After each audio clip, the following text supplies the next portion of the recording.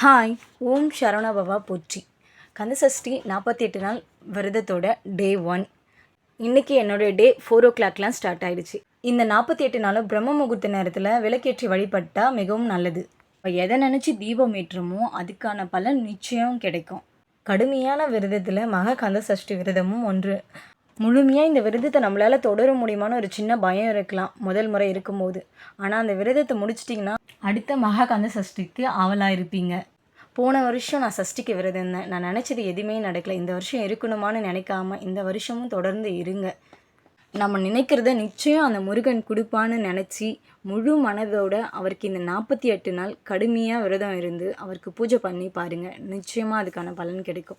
இந்த 48 நாள் விரதம் இருக்கும்போது நம்ம பகலில் தூங்குறத தவிர்ப்பது மிகவும் நல்லது. தினமும் 108 முறை ஓம் சரவண பவா என்ற ஸ்லோகத்தை எழுதுங்க.